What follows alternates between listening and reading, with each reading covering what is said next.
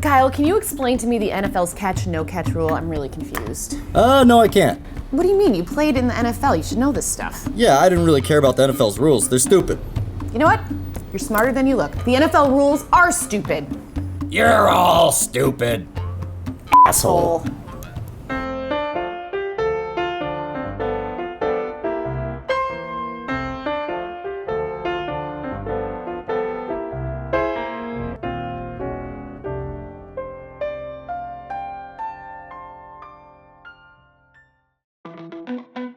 Hey guys, welcome to Semi Elite. I'm Susanna Collins. So I don't know if it's just me, but lately I've noticed that when I'm watching games on Sunday, more often than not, I'm making this face.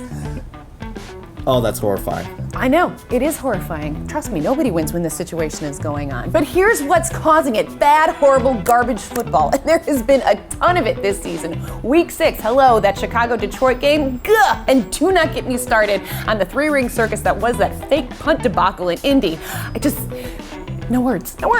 But for as bad as the product on the field has been at times, albeit entertaining, the crazy thing is that some of these teams are actually going to make it to the playoffs. A 7-win team is going to make it to the postseason. A team from the AFC South is going to clinch a postseason berth.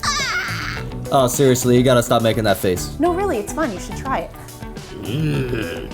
All right, so obviously there's a lot of football left to play and all the playoff talk is very premature. But I thought today it might be fun to make a few wild, crazy predictions, hopes really, as to some teams who could potentially make the playoffs that have absolutely no business being there and why it would be so deliciously bad it'd be good. So good. Number 1, the Browns. Now, it's not actually fair to say that the Browns are awful because at times they've looked totally competent this year against the Ravens, and hello, they scored a butt touchdown. But for as many times as Josh McCown has made a good pass, the next one usually ends up in the hands of the other team's secondary. So for me, thinking about the Browns in the playoffs elicits the same kind of reaction I have right before I watch a horror movie. I'm really excited, I'm super terrified, and I know that I'm gonna spend 75% of the time like this.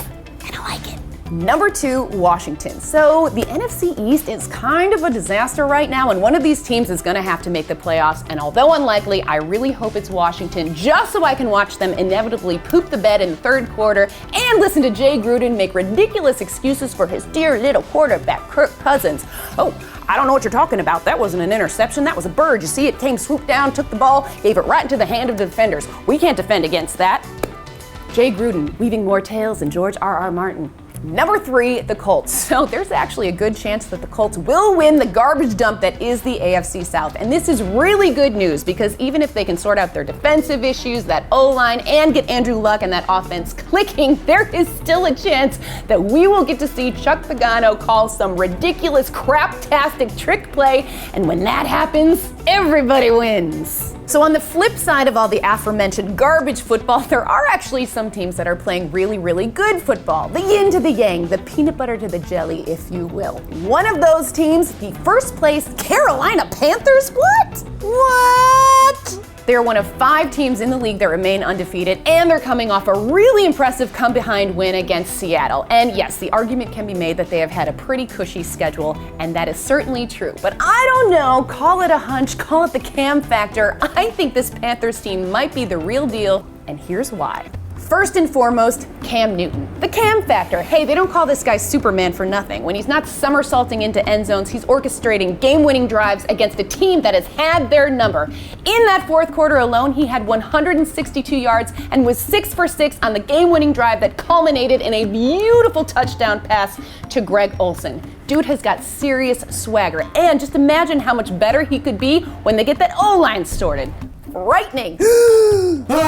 Secondly, this is a team that has overcome adversity very well. They have been decimated with injuries. They lose Kelvin Benjamin in the preseason with a torn ACL. Their number 2 wide receiver goes down with a hammy, and then they lose their stud linebacker Luke Kuechly to a concussion for over a month. And guess what? They're still undefeated.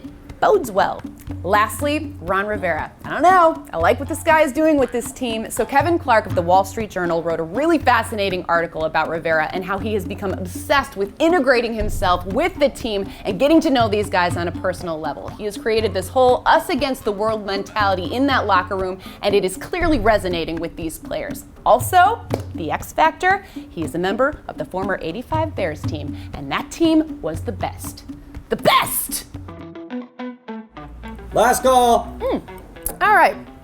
Last call. So this last call goes out to one of my Twitter followers, some dude named Sean, who thought it would be hilarious to tweet me a picture of my head photoshopped on a Packers fan's body. Yeah, that was my reaction too. But then I thought about it and I was like, what would it be like if I actually cheered for a winning team, a good team? How much better would my life be? And then I realized that's not what being a true fan is about. Being a true fan is about being with your team through the highs and the lows, the good and the bad, and when they're getting beat in overtime to a crappy Detroit Lions team. Also, green apparently is not my best color. Somebody told me that once. Thanks, Mom. And thanks to you for watching this edition of Semi Elite. Hey, here's the football, the good, the bad, and the ugly. We'll see you next week.